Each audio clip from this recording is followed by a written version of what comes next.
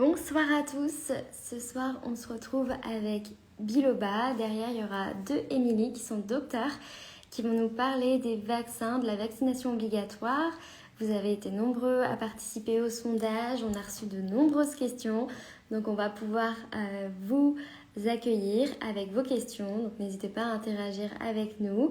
Donc, je vais accueillir donc les docteurs. Donc, ajouter. Hop, voilà. Donc, les filles, bonsoir à tous. Et normalement, elles vont me rejoindre. Donc, je vous rappelle le sujet, les vaccins obligatoires chez les enfants. Le live sera disponible en IGTV sur ce compte. Donc, si vous devez partir en cours de route, n'hésitez pas, vous pourrez revenir avec nous. Hop, j'attends la connexion. Je pense que c'est bon cette fois-ci.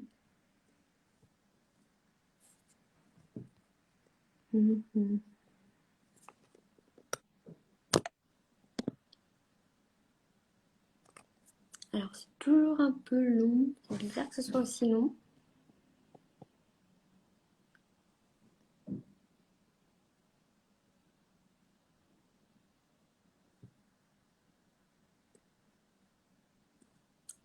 Je suis toujours là, hein. L'image n'est pas figée, mais j'attends mes collègues.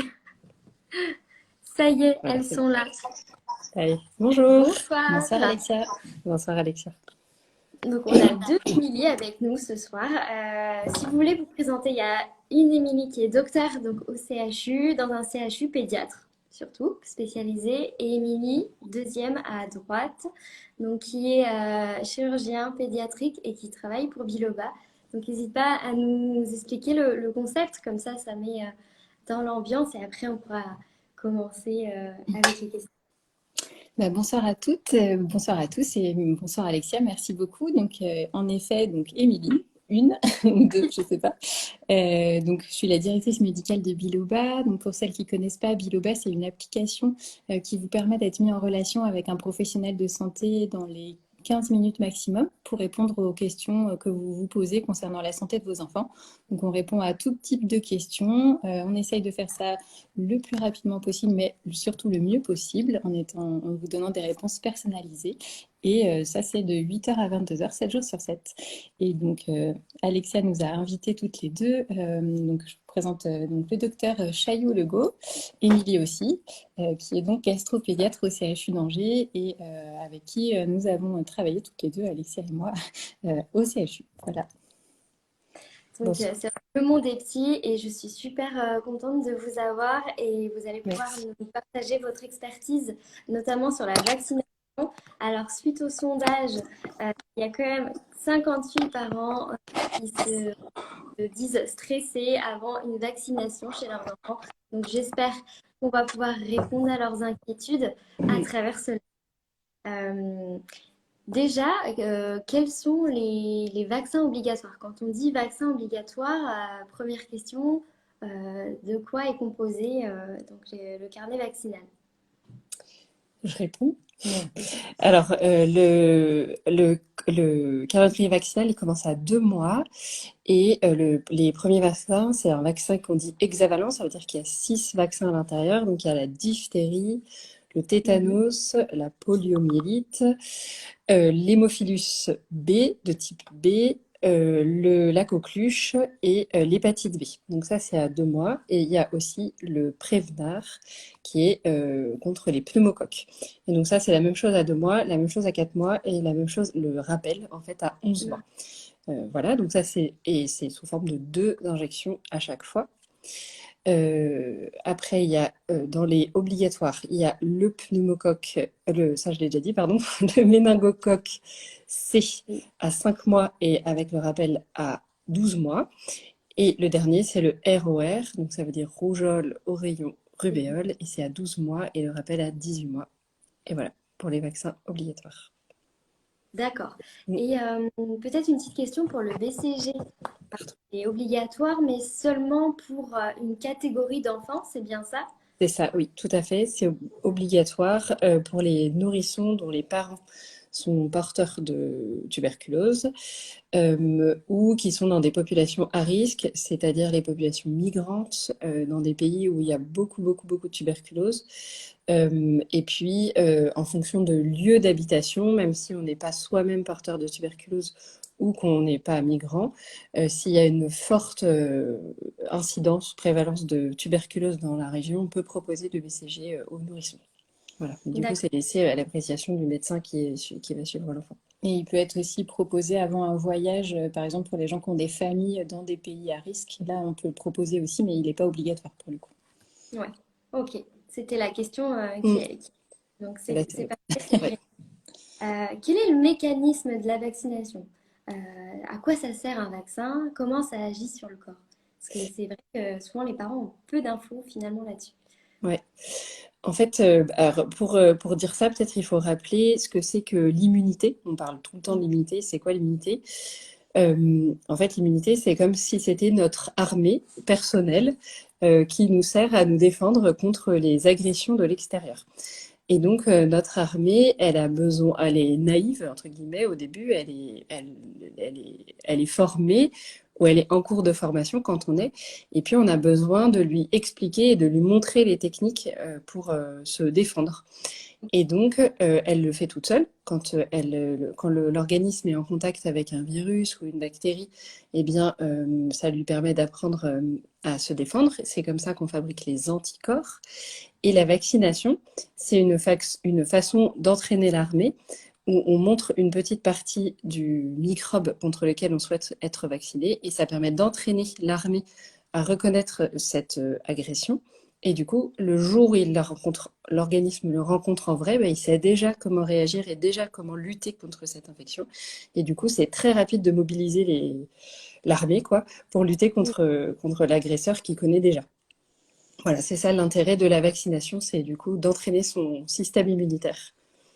Et du coup, Voilà. les Ok. vaccins, en fait, alors, ça dépend des vaccins, mais ça peut être soit le vrai microbe qu'on va rencontrer, soit un microbe, tu me corriges si je me trompe, un microbe imité, en quelque sorte, mais dans tous les cas, ils ont été fatigués avant d'être mis en contact avec le corps pour que l'infection soit pas. Enfin, le but, c'est évidemment pas de déclencher la maladie, mais juste voilà, comme a dit Entraîner. Émilie, d'entraîner l'armée en Mm. montrant une partie, mais avec un Mm. virus ou un microbe ou une bactérie, pardon, qui est déjà un peu fatiguée et qui est moins virulente que dans le milieu naturel.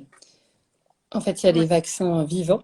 Donc, le seul vaccin vivant obligatoire, c'est rougeole, oreillon, rubéole, où là, c'est vraiment le virus entier qui est donné, mais qui est dit atténué. Donc, c'est pour ça que c'est aussi celui-là qui est le supporté un peu moins bien, en tout cas qui entraîne des effets un peu plus forts, parce que bah, du coup, le virus, il est entier. Donc, du coup, l'organisme réagit un peu plus fort. Les autres, c'est des petites portions, en fait, des virus ou des bactéries. Et donc, du coup, la réaction est pas aussi importante, mais suffisamment pour pouvoir le reconnaître. C'est une portion qui change jamais. En fait, on parle Mm. beaucoup des mutations des virus en ce moment. Et ben, dans les Oui. vaccins, là, de ces maladies-là, ce sont des portions dont on sait qu'elles ne changent jamais. Et donc, on sait que l'enfant il réagira s'il rencontre cette portion-là, la maladie contre laquelle il est vacciné. En tout cas, la réponse était très claire et très imagée avec la petite armée. Et je pense que ça permet d'illustrer Mm. très bien les propos. À partir de quand un vaccin protège? Est-ce que si mon bébé a reçu une première injection, il est protégé ou est-ce que je dois encore faire attention? Par exemple, je pense notamment à la diphtérie et au premier vaccin. Il faut quand même, en fait, on est vraiment parfaitement protégé quand on a eu la vaccination complète, mais D'accord. à 4 mois, en fait, avec le premier et le deuxième, la première et la deuxième dose, on peut considérer que l'enfant est suffisamment protégé. Le rappel, ça sert de réentraînement. Comme Ok. on s'entraîne je sais pas, à faire des dribbles ou à faire des pompes ou je sais pas quoi. Une fois, ça, c'est bien. La deuxième fois, ça permet de consolider. Et la troisième fois, c'est acquis. Voilà, donc c'est pour ça que...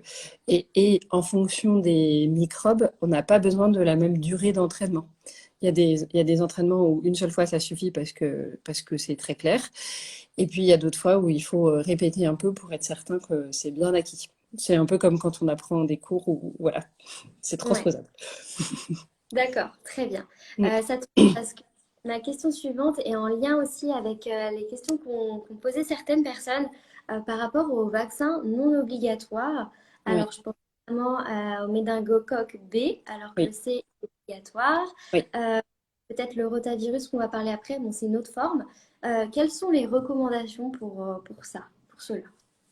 Alors, pour le méningocoque B, c'est une nouvelle recommandation pour la population générale. Mais c'est une recommandation qui est ancienne pour les enfants qui sont fragiles. Quand on dit fragile, ça veut dire qu'ils sont immunodéprimés, donc ils ont justement une armée qui est pas très performante, même quand elle est entraînée, elle n'est pas très performante et on sait que, par exemple pour le méningocoque B, ça serait particulièrement grave si l'enfant rencontrait le méningocoque B, il n'aurait pas il faudrait, c'est vraiment bien que son armée soit déjà entraînée. Donc pour cette population-là d'enfants, c'est recommandé depuis longtemps. Et depuis que enfin, il y a d'autres pays dans lesquels le méningocoque B, c'est en population générale pour tous les enfants, y compris, heureusement, quand ils vont bien, pour qu'ils continuent à aller bien. Et voilà. Et en France, on s'est recommandé par les pédiatres depuis pas longtemps. Mais du coup, c'est proposé par un certain nombre de pédiatres. Mais alors, du coup, c'est pour l'instant encore payant. Ça demande un effort financier aux parents. Je n'ai pas vraiment en tête le budget, mais je crois que c'est une D'accord. cinquantaine d'euros par injection. C'est 2 injections. Ok. Et voilà. Et du coup, c'est recommandé parce que depuis qu'on vaccine à très large échelle contre le méningocoque C, il y a Mm. eu un fort recul des infections par méningocoque C et tant mieux. Mais du coup, il y a plus d'infections par méningocoque B parce que malheureusement, la nature a horreur du vide, aussi dans ce cas-là, malheureusement. Et du coup, il y a un peu plus. Donc, c'est pour ça qu'on propose maintenant de façon plus systématique le méningocoque B. Et ce qu'on souhaiterait, c'est que ce soit dans le même vaccin, en fait, qui est les deux, comme en population d'enfants qui ont des fragilités, Mm. qu'on administre aux enfants les deux, en fait. Et comme ça, ils seront protégés en même temps pour les deux. Et Ok. juste que j'ai eu mon anti-sèche, moi, pendant qu'Émilie parlait. En fait, le prix du vaccin, c'est un peu Ouais. plus que ça, c'est Pardon. 83 euros, du coup. Donc, c'est vrai que c'est quand même pas Justement, donné. Pardon, 90. désolée. C'est Désolée. réactif. Je sais que, par exemple, typiquement, c'est ma vie, mais je me suis fait vacciner contre la fièvre jaune cette semaine et ma mutuelle prend en charge par an. J'ai 60 euros pour les vaccins non remboursés. Donc peut-être se renseigner auprès de sa mutuelle si on a un crédit par an pour ce genre de vaccin. Ouais, tout Euh, à fait. C'est vrai que tu as raison. Il y a pas mal de mutuelles qui prennent en charge les vaccins. Recommandés, du coup, et pas obligatoires. Ceux qui sont obligatoires sont remboursés. Oui, et peut-être pour comme on est encore sur cette question, donc on va Mm, lire vos questions, et je pense qu'on va répondre au fur et à mesure mm. aussi. Mais là, pour rebondir sur les enfants immunodéprimés, mais ça veut dire, là j'ai une question, que les enfants immunodéprimés ne peuvent pas se faire vacciner, c'est plutôt le contraire. Si, ils doivent se faire vacciner encore plus, entre guillemets, que les autres. Simplement, même en étant vaccinés, eh ben, leur armée a quand même des petites difficultés à être bien réactive et très efficace. Donc, et du coup, bien sûr, ils doivent se faire vacciner et ils ont, pour eux, du coup, les recommandations sont plus larges, c'est-à-dire qu'on leur propose plus de vaccins, par exemple la varicelle, le vaccin contre la varicelle, par exemple le vaccin de l'hépatite A pour certaines problématiques, voilà. Et donc dans ces cas-là, enfin voilà, bien sûr, il faut les vacciner et ils sont par ailleurs même si eux, leur efficacité est un peu moins importante quand même chez eux, elle l'est quand même. Et Oui. on vaccine du coup les gens qui sont autour d'eux pour aussi les protéger. En fait, voilà, c'est là où il y a l'immunité collective. On parle de temps en temps en ce moment. Et l'immunité collective est importante aussi pour ces enfants fragiles parce que le fait que tout le monde soit protégé, ça permet que eux le soient aussi de ce fait-là, quoi. Voilà. Hmm, ok.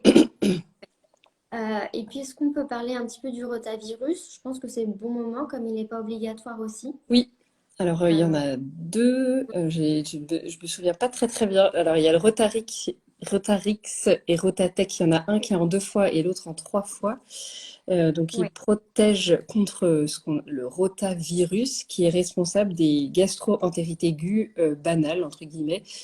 Oui, du nourrisson, mais qui, du coup, malheureusement, sont des maladies mortelles, heureusement très rarement, mais malheureusement, ça arrive encore, et oui, qui aussi occasionnent beaucoup de jours de diarrhée, d'absentéisme des enfants, de leur lieu de garde, d'absentéisme parental, et puis de consommation de médicaments qui sont pas forcément... Enfin voilà, si on peut s'en passer, c'est toujours ça de gagner, parce qu'une gastro à la maison, c'est quand même pas très oui. agréable, alors que souvent, en plus, tous les autres sont un peu contaminés.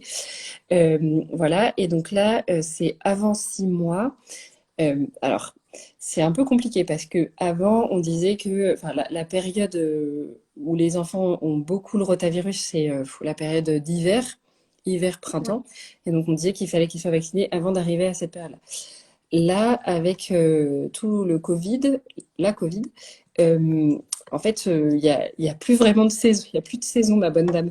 Et donc, en fait, on a des rotavirus un peu toute l'année. Donc, bon. Je ne sais pas si ça sera tout le temps comme ça, mais en fait, il y a aussi eu en ce moment un peu moins de rotavirus grâce à la prévention, au lavage des mains, L'hygiène des mains, oui. au masque, tout ça a permis que, heureusement, il y a moins eu d'infections de rotavirus et du coup, il s'est mis un peu toute l'année. En fait, il est pas vraiment saisonnier. Bref, il faut du coup que l'enfant soit vacciné avant l'âge de 6 mois. Et puis là, c'est un vaccin oral. Donc, c'est un vaccin qui se prend dans la bouche. Enfin, c'est des Mm. gouttes dans la bouche. Et voilà. Et donc là, Du coup, le c'est parent... très gros Mhm. avantage. Oui, ça c'est sûr. Ouais, Et oui. ça nécessite une consultation médicale pour le prendre Alors, pas ou pas? forcément, ça peut être une infirmière qui administre aussi le vaccin. Donc, après, bien sûr, c'est le médecin qui prescrit. Donc, c'est quelque chose qui peut être discuté avec votre pédiatre si vous le souhaitez. Et si Mhm. vous posez la question, vous pouvez bien sûr aborder le sujet ou votre médecin ou votre pédiatre vous le proposez. Et ça peut se faire enfin, pas forcément par votre médecin. Ok, Voilà. très bien. Et petite précision, est-ce qu'il empêche complètement la gastro ou les formes graves? Comme tout vaccin, c'est vrai que ça empêche surtout les formes graves, mais quand même, Mm. alors le problème c'est que les gastros sont pas uniquement dus au rotavirus, donc ça empêche les gastros au rotavirus. Et ça Mm. empêche pas les gastros à tous les autres virus. Mm. Mais enfin, statistiquement, c'est quand même les gastro à rotavirus qui sont les plus sévères. Donc Ok, ça empêche du coup les gastroentérites aiguës les plus oui, sévères. avec Donc les le taux. hospitalisations et les voilà et les déshydratations sévères. Voilà. Très, c'est très clair. Donc, on a parlé de tout ça. Alors, pourquoi? On en a un peu parlé, mais c'est vrai que certains parents sont souvent étonnés d'avoir à finalement vacciner leur enfant dès 2 mois. Mhm. Qu'est-ce qu'on peut leur dire pour les rassurer? Alors en fait, on vaccine les enfants dès 2 mois on va dire à cause, grâce au fait que dans le vaccin qu'on dit hexavalent, c'est-à-dire celui où il y a tout, enfin il y a 6 dedans. Donc c'est Ouais. vrai que le risque qu'on attrape le tétanos à 2 mois est nul, hein, on est tout à fait d'accord. Mais bon, après, le système immunitaire est tout à fait compétent pour s'entraîner à cet âge-là, donc c'est pas un souci.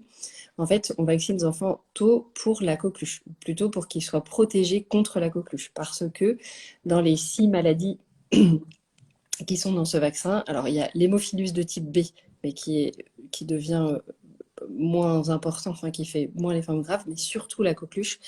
En fait, les nourrissons nouveau-nés sont très fragiles vis-à-vis de la coqueluche et il y a encore des formes très graves de coqueluche et c'est les enfants de moins de 6 mois qui font des formes très graves de coqueluche. Et donc, c'est pour ça qu'on propose de faire le vaccin tôt pour que l'enfant soit protégé le plus tôt possible. Donc, à 4 mois, il a normalement eu ses 2 doses et du coup, on s'amende de tout risque de coqueluche grave. Ouais.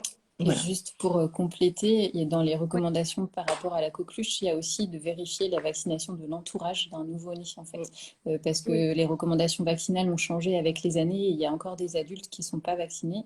Donc, faut pas hésiter à vérifier que vous l'avez été, que les grands-parents l'ont été, que les gens qui vont garder les bébés l'ont été. Voilà. Surtout, c'est une immunité qui se perd. Enfin, là aussi, ça nécessite un réentraînement tous les 10 ans Oui. de l'armée. Donc, tous les 10 ans, il faut refaire le vaccin, comme on le fait pour le tétanos. Il faut aussi le faire pour la coqueluche. Et c'est vrai que on a eu l'habitude, les médecins, enfin, de bien revacciner, enfin, de penser à revacciner les gens à peu près pour le tétanos, mais pas trop pour la coqueluche. Or, c'est aussi un entraînement qui s'étiole au fil des années. Et donc, en le faisant tous les 10 ans, on sait que enfin, voilà, on protège les enfants. Donc, le rappel, il est à 12 ans à peu près. Et après, bah, c'est 22 ans. Et c'est l'âge où alors, il n'y a pas beaucoup de gens qui sont parents à 22 ans, mais enfin, il y en a quand même. Mais surtout, il y en a beaucoup qui le deviennent dans les 10 années qui suivent. Donc, du coup, c'est important de faire ce rappel-là et ça vient dans les mœurs. Je pense qu'on en parle de plus en plus pendant les préparations à l'accouchement et pendant les suivis de grossesse. Et on en parle, je pense, de façon très large. En tout cas, on essaye. Les pédiatres sont normalement très formés à ça pour en parler à la maternité. Et du coup, reprendre le carnet de vaccination, les pédiatres et les sages-femmes, bien sûr, reprendre la vaccination des parents contre la coqueluche, les parents, les grands-parents, les nounous, enfin en tout cas tous les gens qui prennent soin des tout petits bébés, Ouais. qui doivent bien être revaccinés contre la coqueluche et tous les 10 ans. Voilà. C'est super intéressant et oui, j'allais rebondir exactement dans les maternités, souvent les sages-femmes ou pédiatres font le tour de l'entourage au moment des visites. Êtes-vous vacciné Oui, et allez voir votre médecin si c'est pas fait parce que oui, c'est important. Ok, donc ça répond très bien à la question. Et on a une petite précision, c'est oui. tous les 10 ans à partir de 65 ans, la coqueluche, sinon Non, c'est c'est tout. tous les 10 Non. ans, tout le temps. Oui, Ok. tous les 10 ans à partir de 12 ans, du coup. Mais Voilà. Ok. comme je disais avant, c'est vrai que les recommandations ont changé en fait il n'y a pas si longtemps que ça. Oui. Donc, Ouais. Ok, bon, au moins En on est fait, à jour. c'est pas les pédiatres qui font la prévention vaccinale à partir de 18 ans. Donc Oui. voilà, mais donc on n'a pas une influence extraordinaire sur la médecine adulte et les personnes plus âgées, entre guillemets, parce qu'on est âgé à 18 ans, bien sûr, pour un pédiatre en tout cas. Et du coup, on fait pas les recommandations, mais pour un pédiatre, pour protéger les enfants, bien sûr, et ben du coup, c'est pour ça qu'il faut se vacciner tous les 10 ans. Mais ça fait pas partie des recommandations au sens strict de la médecine adulte. Mais quand on a un enfant ou un projet d'enfant, c'est important. Enfin, du coup, on recommande fortement de le faire, quoi. Voilà. Je sais pas si c'est très clair ce que j'ai dit, mais bon, vous avez Oui, compris ça l'idée. Mm. En théorie, c'est les médecins généralistes du coup Mm. et éventuellement les médecins du travail qui sont censés y penser. Mais c'est vrai que si vous y pensez vous-même pour vos enfants ou vos neveux, nièces, enfin, ou vos petits-enfants, pourquoi pas, c'est bien aussi, quoi. Mm. Le message est passé ce soir, donc si vous passez sur ce live, ce sera la bonne occasion. Pourquoi le calendrier vaccinal, c'est super intéressant, des grands prématurés, est-il différent? Alors, il est différent parce que, en fait, on est resté sur un calendrier qui avait avant, il y a 10-15 ans, où en fait, les vaccins qui sont à 2 et 4 mois, c'était aussi à 3 mois. Euh, Parce qu'on considère que du coup, leur système immunitaire et leur armée est pas là aussi, est un peu plus Il y a longue du à la retard. détente. C'est ça. Et que du coup, elle nécessite un entraînement supplémentaire. Donc en fait, ce qui change vraiment, c'est le fait qu'il y a une troisième, enfin, du coup, il y a une dose à 2 mois, à 3 mois et à 4 mois des 6 vaccins du pneumocoque. Voilà. Alors moi, je vais Mm. poser une question bête, mais du coup, c'est 2 mois d'âge corrigé ou deux Oui, mois de vie? 2 mois de vie, pardon. C'est 2 mois D'accord. de vie, à 2 mois de vie. Oui. Mm. Hyper intéressant. Mm. Super. Pourquoi il n'y a pas de vaccin entre 5 et 11 mois? C'est vrai que ça peut Et, paraître un délai en fait hyper espacé comparé au premier mois. et bien parce que en fait, il faut entraîner rapidement le système immunitaire à tout, enfin, donc notamment pour la coqueluche, surtout pour les vaccinations, pardon, les infections à pneumocoque et à méningocoque le plus rapidement possible. Et en fait, à 12 mois, ensuite, c'est 11 et 12 mois, c'est les rappels. Donc, c'est le réentraînement. Voilà. Mm. Donc, si on le fait trop tôt, en fait, il n'a pas encore vraiment oublié, c'est pas encore le moment de le réentraîner. Voilà. Peut diminuer. Ok. Voilà. Et par ailleurs, à 12 mois, c'est un vaccin vivant. Et donc, on considère que on le fait quand l'enfant est un peu plus grand. Bon. Là encore, c'est dans les recommandations. On sait aussi que dans le ROR, c'est un vaccin qui est un petit peu moins bien toléré dans le sens où les enfants ont plus facilement de la fièvre et plus facilement des éruptions, ou voilà. Et donc, quand ils sont un peu plus grands, ils tolèrent quand même mieux ces épisodes de fièvre éventuellement un peu élevés. Mais quand on est dans un... Par exemple, il y a quelques années, il y a 5 6 ans, il y avait une grosse épidémie de rougeole.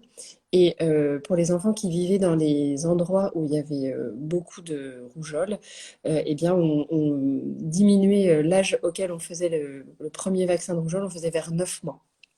Donc on diminue un peu, donc c'est possible de faire plus tôt en fait. Mais bon, voilà, c'est aussi pour une question de tolérance de l'enfant. Voilà. Ok, très bien. Pour rebondir sur le méningocoque B, est-ce que je peux faire vacciner ma fille de 7 mois contre le méningocoque B? Est-ce qu'il y a un âge particulier pour le méningocoque B? Oui, on peut le faire. On peut tout à Mm. fait le faire. Alors, je ne sais plus. Je crois que c'est la première dose avant 1 an et la deuxième dose entre 1 et 2 ans, de mémoire. Je crois que c'est à vérifier parce que je ne suis plus parfaitement certaine de ça. Mais Ouais. on propose la première dose normalement vers 5 mois, à peu près en même temps que le méningocoque C. Et si on le fait un peu après, c'est pas grave, mais simplement on recule un peu pour ne pas le faire trop près les deux doses, première dose Ouais, et rappel. Voilà. d'accord. Oui, du coup, ça revient à ce qu'on dit par rapport à l'armée C'est qui ça. doit se Il doit former. avoir un petit peu de temps pour se réentraîner. Est-ce qu'il y a d'autres vaccins conseillés aux parents futurs parents, autres que la coqueluche? À part celui-ci, bah, c'est être à jour, je suppose. Oui, non, en fait c'est surtout la coqueluche parce que c'est une maladie Mm. qui est très grave pour les nouveau-nés en fait, et qui se transmet dès la naissance malheureusement. Les autres, en fait, euh, il y a quand même une immunité qui est transmise du fœtus enfin plutôt de la mère à son fœtus par le placenta et par tous les échanges. Donc il y a certains anticorps qui sont transmis. Euh, bah, en fait, il y a des maladies pour lesquelles c'est très efficace pendant quelques temps, jusqu'à 6 mois en moyenne, on dit. Et puis, il y a des maladies pour lesquelles ça ne l'est pas. Et par exemple, la coqueluche, c'est pas du tout efficace. Alors, sans doute aussi parce que les parents sont pas très bien vaccinés. Mais en tout cas, c'est pour ça qu'il faut se revacciner quand on est une maman, on a un projet je ne crois pas que ça soit conseillé pendant la grossesse, mais j'ai un petit doute, mais il me semble que non. Par contre, le Mm. papa, lui, il peut tout à fait être vacciné pendant la grossesse de la maman ou les conjoints. Ouais. Euh, voilà, mais du coup, la maman, elle peut être vaccinée dès la naissance de son enfant ou avant, si elle a un projet de grossesse, se faire vacciner au moment du projet de grossesse. Voilà, Oui. ça c'est Avant de possible. tomber. Et je ne crois pas Il y qu'il... a juste Ah, un autre vaccin éventuellement aussi qui peut être recommandé pour les femmes en âge de procréer, c'est le vaccin contre la varicelle si elles l'ont pas eu dans l'enfance. Mm. Ça peut être une bonne idée de se faire vacciner quand on a un projet de grossesse parce que la varicelle, elle circule beaucoup chez les enfants, elle n'est pas grave chez les petits. En revanche, elle est très embêtante chez la femme enceinte et chez l'adulte. Donc ça peut être une bonne idée. Et de la même façon, il est recommandé aussi chez les adultes qui sont en contact avec un enfant qui a la varicelle. Ouais. Dans les 3 jours après la contamination. Voilà. Après, ça vaut le coup d'en discuter avec votre médecin pour les papas aussi qui n'ont pas eu la varicelle quand ils étaient petits. Ça peut se discuter de se faire vacciner à l'âge adulte. En fait, normalement, il est recommandé à partir de 12 ans pour ceux qui l'ont pas eu. Mais c'est Ouais. vrai que c'est pas non plus un vaccin qui est si répandu que ça. oui. Ouais. Et souvent, en fait, du coup, on dose pour vérifier qu'on l'a pas eu. Parce que Mm. il y a quand même beaucoup de gens qui pensent pas l'avoir eu parce qu'ils ont fait une forme Oui. très minime, surtout Ouais. quand on est plus grand. Mm. Voilà, et donc du coup, on vérifie, on fait un test, une sérologie. Et si la sérologie est négative, on peut proposer le vaccin. Voilà. Mais des fois, on a des surprises. On croit pas l'avoir eu, et en fait, si. Ouais, bah, autant être rassuré avant de faire le vaccin, Oui, en plus qui l'ont pris en charge. Peut-être une dernière question pour rester sur le côté adulte, oui. très actuel. Quel vaccin est recommandé pour les mamans qui allaitent? Enfin, est-ce qu'il y a un vaccin en particulier contre la Covid qui est recommandé? Bah, Je dans pense. les différents vaccins, Non, entre les dans les différents différentes vaccins marques Covid, c'est ça. Moderna. Ouais, je pense que c'est les vaccins à ARN messager, enfin le mm, Pfizer et le Moderna. Mm. en fait, le vaccin lui-même ne passe pas dans le lait. En revanche, les anticorps que produit la maman à la suite de la vaccination, eux passent dans le lait et donc sont transmis à l'enfant et protègent l'enfant. Donc oui, Mm. c'est les vaccins plutôt ARN messager qui sont recommandés pour les femmes allaitantes. En Mm. effet, c'est bien de vous faire vacciner si vous avez un petit bébé. Et alors, je Super. me permets d'en parler. Alors, c'est un petit peu décalé parce que là, on parle plutôt des enfants jeunes, mais on n'a pas évoqué le vaccin HPV, ce Oui, vaccin contre exactement. le papillomavirus, qui maintenant est proposé de plus en plus jeune, hein. Au départ, il était proposé aux jeunes filles, puis l'âge a baissé, et là, il est proposé même chez la petite fille, en fait, pour être sûr de le faire avant les premiers rapports, parce que c'est quand même le seul vaccin qui protège contre le cancer, donc il est intéressant. Et il est aussi proposé aux garçons. Donc voilà, n'hésitez pas à en discuter avec votre médecin. C'est avant 15 ans, enfin première dose avant 15 ans, et dans ce cas-là, il y a un rappel, et si c'est après 15 ans, il y a deux rappels. Voilà. Mm. Voilà. Et c'est important de dire, je crois que c'est aussi proposé aux garçons parce ils ne sont pas porteurs, mais ils peuvent, comment dire, ça les affecte pas directement s'ils doivent avoir des complications, mais ils peuvent le transmettre, hein. Voilà, c'est toujours Mm. cette histoire d'immunité collective en fait. Oui, Ouais. Protéger les autres en se vaccinant soi-même. C'est oui. pas forcément évident à comprendre, mais en fait, Mm. c'est vraiment important d'y penser. Super. Après, maintenant, je vous propose de passer à l'injection en elle-même, le côté moins sympa. C'est vrai qu'au sondage de ce week-end, Oui, donc, par rapport à la préparation du bébé, 78 pourcents des parents pensaient que c'était oui, effectivement possible de préparer le bébé. Donc, on va voir ce qui est possible de mettre en place. mm. Et par rapport aussi au fait d'être à jeun ou peu importe. Donc, qu'est-ce qui est recommandé le jour J de l'injection? Comment on peut préparer son bébé au mieux? Alors, on le prépare en lui expliquant, je pense, assez simplement enfin, qu'il va avoir. En fait, on va rarement faire le vaccin, juste, on va surtout avoir une consultation médicale pour faire le point sur sa santé, sa croissance, vérifier que du coup les aliments qu'il prend lui sont profitables et qu'il grandit et grossit bien, que par ailleurs il se développe sur le plan des acquisitions psychomotrices, que tout va bien, et qu'à cette occasion, il va avoir un vaccin qui va lui permettre de se protéger contre des maladies qui peuvent être sévères voilà, et que ça se fait au moyen d'une injection. Ça peut être pas marrant, je ne sais pas comment dire ça. Ce qu'il faut, en tout cas, c'est éviter les formulations négatives, je pense vraiment de la part des parents. Euh, Parce que je pense que les enfants n'appréhendent pas a priori parce qu'ils ne savent pas vraiment à quoi s'attendre, euh, mais que le message qu'on peut véhiculer en tant que parent, ça, les enfants le perçoivent très bien. Et que Mm. je pense qu'il faut quand même y aller. Enfin, quand on sait que l'enfant va avoir un vaccin, c'est certes un moment qui est pas toujours marrant pour lui et pour son parent, mais c'est surtout qu'il va, grâce à ça, être protégé pendant longtemps. Donc, enfin, je pense qu'il faut quand même essayer de positiver le plus possible ce moment-là. Voilà. Et les Voilà. formulations positives, le fait de formuler les choses de façon positive, alors pas non plus obligé de dire que ça va être formidable, exceptionnel, etc. Enfin, on peut être réaliste sans être négatif dans sa façon d'aborder les choses. Mm. Après, pour les enfants un petit peu plus grands, parce que c'est sûr que pour les tout petits, les 4 mois, il n'y a pas beaucoup de choses à faire. Mais pour les un peu plus grands, il y a pas mal de petits livres qui existent, qui expliquent la vaccination. Et notamment, je pense à ceux de l'association Sparadra, qui Mm. fait des livres disponibles en ligne pour les enfants, pour expliquer plein de choses sur la médecine et notamment les vaccins. Il y a un petit chapitre consacré à ça. Donc c'est un petit livre illustré destiné aux enfants et qui explique la vaccination. Ouais. Et pour rebondir aussi, Oui. je sais que l'EMLA, c'est possible aussi. On peut en appliquer donc, sur les zones. Donc souvent, c'est dans le petit haut des cuisses Mm. que le vaccin est fait. Donc on peut en appliquer en amont. Je crois qu'il faut que ça pose 1 heure avant. Selon l'âge, de toute façon, c'est marqué sur la boîte. Et puis pour les bébés, moi par exemple, quand je travaillais en service avant une prise de sang ou quoi que ce soit, c'est vrai que j'aimais bien que le bébé soit allé au sein avant ou ait pris son biberon parce que le ventre repu, tout bombé et l'estomac Mm. plein, ça apaise. Et Ou avec la... pendant même. Oui, C'est possible pour les mamans qui allaitent de les mettre au Oui, sein pendant le vaccin, parce que c'est vrai que ouais. le sucre et le fait de téter, en fait, et, c'est très apaisant pour les tout petits. Donc, Mm, du et- coup, pour répondre à la question de à jeun ou non, alors c'est pas indispensable d'être à jeun pour mm. le vaccin en lui-même. En revanche, si l'enfant a un peu envie de boire, ben, ça peut faciliter le geste, quoi. et même si on n'allait pas, on peut lui donner du coup le biberon Mm. pendant qu'il est Mm. vacciné, c'est pareil. Ça Mm. mobilise son attention différemment sur quelque chose d'agréable et du coup, il sent C'est ça. moins ce qui est désagréable.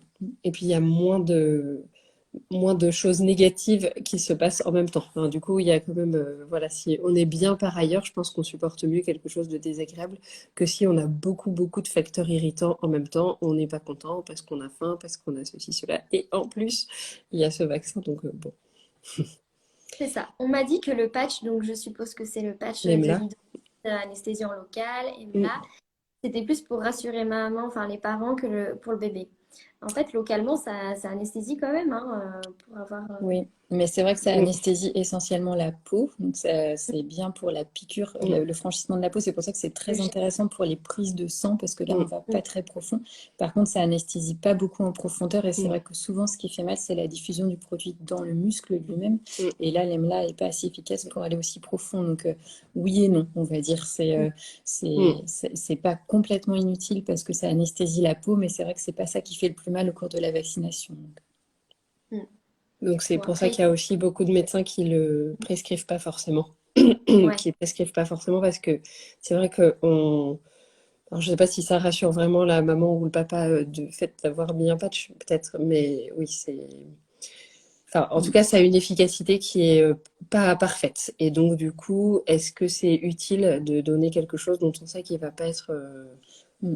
très efficace? D'autant que chez les tout petits, en fait, en réalité, on peut mettre qu'un demi-patch. Et donc, et comme il y a 2 injections, ben, c'est un peu juste. Ouais. Donc, voilà. C'est sûr que, enfin, moi, je suis assez convaincue que le fait de téter, c'est plus Oui, efficace que l'EMLA. mm, La ça, c'est distraction sûr. pour les plus grands et Et la puis distraction. la Oui. discussion pour les plus petits. Mm. Ouais. Très bien.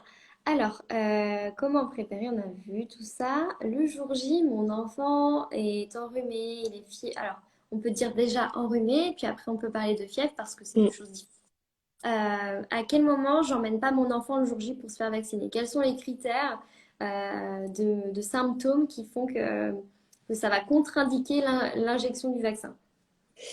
Je vais être provocatrice, j'exagère. Mais en fait, il faut toujours l'emmener parce que soit c'est suffisamment grave pour qu'il ait besoin d'être examiné par un médecin, et si c'est pas très grave, bah, du coup, on peut tout à fait le vacciner. Donc, en fait, dans tous les cas, ça nécessite une consultation médicale, que ce soit pour le vacciner ou du coup prendre en charge le problème qui fait qu'il ne peut finalement pas être vacciné.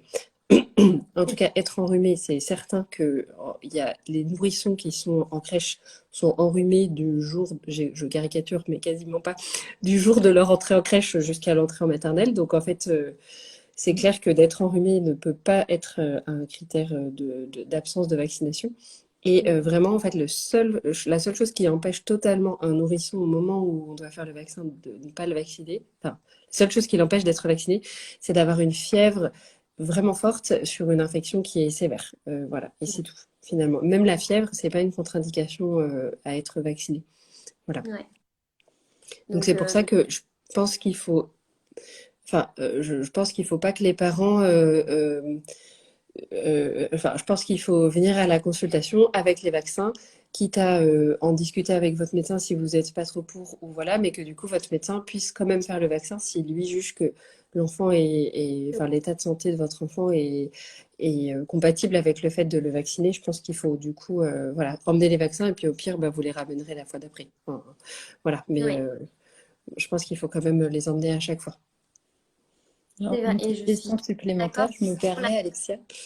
Pardon, Ça par fait rapport écho à... justement au fait d'emmener le Oui, vaccin en consultation. Dans Oui. quelles conditions faut l'emmener? Parce que c'est vrai qu'on c'est pas toujours simple de savoir s'il faut le laisser dans une glacière avec un pain de glace ou si on peut le balader comme ça. Parce que quand on sort de la pharmacie, on a l'impression que c'est vraiment hyper important qu'il soit gardé au froid.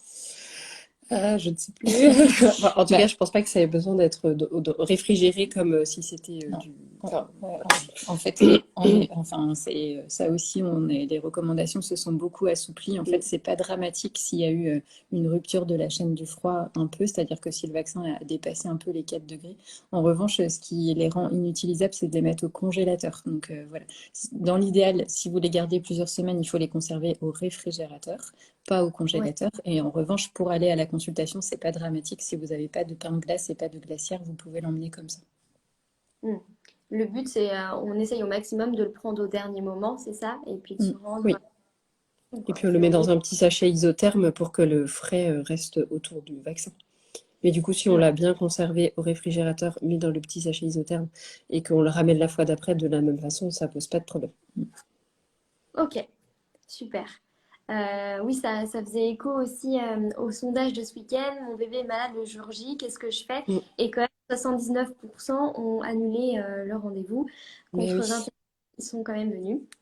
Donc c'est important d'y aller quand même pour faire oui, enfin, vers ausculter, je cherche le mot, votre bébé. oui. Après l'injection, on va parler un petit peu des effets secondaires. Est-ce qu'ils sont systématiques ou ça dépend des vaccins? On en a déjà un petit peu parlé, par exemple Mm. le ROR, peut-être un peu plus violent au niveau des effets secondaires. Qu'est-ce qu'il faut regarder? Je suis jeune parent, qu'est-ce que je surveille? Alors effectivement, ceux qui sont un peu moins bien supportés, c'est le ROR et le méningocoque B. Et les autres, alors sans doute ça fait un peu mal au bras ou à la cuisse, sans doute, mais bon, du coup, les bébés sont très petits, donc ils nous en parlent pas tellement. Il peut y avoir une petite réaction locale avec un petit œdème ou un bleu, ou parfois, euh, ça c'est un peu plus tard, mais du coup, il peut y avoir eu un petit hématome au niveau du site d'injection et ça fait une petite boule un peu dure qui finit par disparaître, mais ça peut être un peu long. D'accord. Voilà. Il peut y avoir de la fièvre. C'est vrai que c'est pas très fréquent, mais quand même, ça peut bien sûr arriver dans les heures ou les jours qui suivent l'injection du vaccin. Il peut y Mm. avoir aussi des enfants qui sont un peu plus grognons ou qui ont un comportement qui est un peu... bon, ils sont pas très très bien, quoi. Voilà, pendant la journée ou les 2 jours qui suivent, ou au moment où ils ont de la fièvre. Voilà, c'est essentiellement ça. Les, les, euh, les effets indésirables des vaccins. Et après, pour alors, le rougeole ROR, le rougeole au rayon rubéole, lui, Mm. les effets secondaires sont un peu plus marqués et souvent ils sont un peu décalés. C'est plutôt dans les 5 à 10 jours qui suivent le vaccin. Il y en a Ok. rarement immédiatement après, à part être grognon, mais parce qu'ils ne sont pas contents d'avoir eu le vaccin. Mais Oui. voilà, c'est un petit peu décalé. Et là, il peut y avoir des fièvres un peu plus marquées, plus 38, 39. Et puis, il peut y avoir, en fait, comme une toute petite rougeole, finalement. C'est plus la rougeole qui parle. Et il peut y avoir comme une petite rougeole à minima avec des petites plaques rouges et de la fièvre à 39. Voilà. Et dans les 5 à 10 jours qui suivent le vaccin. Donc, ça peut être vraiment décalé. Voilà. Et je me Ouais. permets de Oui. compléter aussi, il y a un vaccin qui donne un peu plus souvent que les autres une complication locale, mais du coup qui ne fait pas partie des vaccins obligatoires vraiment, c'est le BCG. En fait, il y a même, ça s'appelle même une BCGite, ça a un nom, en fait, c'est pas du tout exceptionnel qu'il y ait un abcès qui se forme au point d'injection dans les quelques jours, semaines qui suivent le vaccin. C'est pas du tout dramatique et ça ne préjuge pas de l'efficacité ou pas du vaccin, hein. Le vaccin est Ouais. toujours efficace, mais en fait, il y a une réaction tellement importante au vaccin que ça fait comme un abcès. Mm. Mais c'est un abcès qui, contrairement aux autres, ne nécessite pas forcément d'être opéré. En fait, ce qu'on recommande maintenant, c'est de le laisser fistuliser, c'est-à-dire de le laisser se percer tout seul, parce que ça Ouais. fera une moins grosse cicatrice que si on met un coup de bistouri dedans. Donc en fait, si D'accord. vous sentez une grosse boule sur le point d'injection du vaccin contre le BCG, enfin, contre la tuberculose, pardon, le BCG de votre enfant, bah, faut surveiller. Et vous pouvez quand même demander conseil hein, à votre médecin ou Mm. à Biloba. Mais il n'y a pas forcément besoin de l'inciser. Au contraire, parce qu'il y aura une plus petite cicatrice si on le laisse faire tout seul. Ok, c'est intéressant. Donc, si on peut récapituler, parce qu'il y a une question, est-ce que la diarrhée peut être un des symptômes d'un vaccin? Les plus fréquents, c'est perte d'appétit, fièvre, Mm. grognon, changement de comportement. Ouais, je pense pas que ça fasse partie des symptômes vraiment. Après, tout est Mm. possible, mais ça fait pas partie des symptômes qui sont les plus fréquent. Mais après, c'est toujours possible d'avoir un peu de diarrhée. Alors c'est vrai que à cet âge-là, il y a aussi des tas d'autres choses. C'est toujours compliqué de rattacher un symptôme au fait que c'est le vaccin lui-même, surtout que c'est pas toujours dans le jour même. Enfin, surtout si c'est le jour même, c'est un peu bizarre. Si c'est 3 4 jours après, ça peut être que il y avait un enfant dans la salle d'attente qui. Enfin bon, voilà. Donc c'est pas toujours très facile. Je pense que ça fait pas partie des symptômes, voilà, mais pourquoi pas? Ça peut toujours quand même être possible. Enfin, Mm. notamment dans le vaccin contre le rotavirus. Par contre, on peut avoir une diarrhée et j'en profite parce qu'on n'en a pas parlé non plus, mais il y a une Oui. complication qui, pour le coup, est rare, mais très grave, enfin, qui peut être en tout cas très grave dans le vaccin rotavirus. C'est si vous constatez des saignements dans les selles, enfin du sang dans les selles de votre enfant après un vaccin rotavirus. Là, il faut consulter très rapidement. Du coup, là, c'est vraiment un motif de consultation Mm. d'urgence parce qu'il peut arriver ce qu'on appelle une invagination. Alors, c'est pas fréquent, mais quand ça arrive, c'est urgent. Voilà. Donc, si vous voyez du sang dans les selles de votre enfant qui a été vacciné, enfin, qui a pris le vaccin contre le rotavirus quelques jours avant, bah, il faut aller aux urgences. Oui. D'accord, faut forcément mettre ça en lien avec. C'est Mm. super Mm, intéressant. Quelle est la différence entre le vaccin classique et le Synagis qui a été mm. injecté à plusieurs reprises à mon bébé? Je suppose qu'il est né prématurément ou alors qu'il a une Ok. cardiopathie ou des choses comme ça. C'est quoi la différence? En fait, la différence, c'est que le Synagis, c'est pas un vaccin, c'est Mm. ce qu'on appelle une sérothérapie. C'est-à-dire que là, pour l'instant, ça n'existe pas. Les vaccins contre donc le Synagis, c'est le VRS, donc le virus qui est responsable des bronchiolites les plus graves. Pardon. Et pour l'instant, le virus contre le VRS, pardon, Le excusez-moi, vaccin le contre le vaccin VRS. contre le VRS, ça n'existe pas. Mais enfin, je sais que c'est en cours d'être bientôt, mais d'être bientôt existant, mais pour l'instant, ça n'existe pas. Et donc, le Synagis, c'est une sérothérapie, c'est-à-dire que c'est des anticorps de synthèse. Donc, en fait, là, c'est une armée artificielle, en gros, mais qui est du coup pas, qui peut pas s'implanter de façon longue, en Dur. fait, dans l'organisme. En fait. Donc, c'est une aide et ça dure 3 semaines, un mois. Et donc, c'est pour ça que pendant la période du VRS, donc c'est l'hiver, habituellement, mais là, encore Oui. une fois, bon, c'est pas, toutes nos habitudes sont un peu bouleversées. Mais bon, normalement, c'est l'hiver. Et donc, les enfants qui sont susceptibles de faire des formes graves de bronchiolite, donc effectivement, les anciens prématurés, ou les enfants qui ont une cardiopathie ou une maladie pulmonaire grave, eh bien, Mm. on leur fait des injections de Synagis tous les mois pendant la période où il y a le VRS. Donc, généralement, c'est de novembre à avril, quelque Mm. chose comme ça. Voilà, c'est 6 mois sur 6 mois, à peu près. Ok. Mm. Et une autre question, est-ce que si mon bébé a eu, par exemple, à sa première injection, une réaction, est-ce qu'il aura forcément la même au moment du rappel? Alors, c'est difficile, ça dépend de ce qu'est la réaction. Si c'est de la fièvre, clairement pas du tout. Ça peut être vraiment une fois et pas les autres. Donc, voilà, c'est pas du tout systématique. Voilà. Un peu comme si vous avez été vacciné contre la Covid, bah, il y a des gens qui font des réactions à la première et pas à la deuxième, d'autres aucune des deux, d'autres voilà. Donc, en fait, non, c'est pas du tout systématique de faire une réaction à chaque fois. Mm. Mm. Il peut aussi y avoir une réaction lors du rappel alors qu'il n'y en avait pas eu la première fois. Pas C'est eu. aussi possible dans les deux sens. Oui, c'est ça. Mm. Ok. Et en parlant de réaction et donc de fièvre, certains parents vont être tentés de donner du paracétamol en amont. Mm. Est-ce que c'est quelque chose qui est recommandé ou quels sont les critères pour donner le paracétamol? Qu'est-ce qu'on regarde chez l'enfant? Alors, c'est pas recommandé de le faire en systématique avant l'injection. On sait que chez les enfants pour qui on l'a étudié de façon large, en fait, on a étudié plein d'enfants à qui on avait donné du paracétamol et d'autres pas. Et en fait, ça Oui. change rien aux réactions éventuelles a posteriori.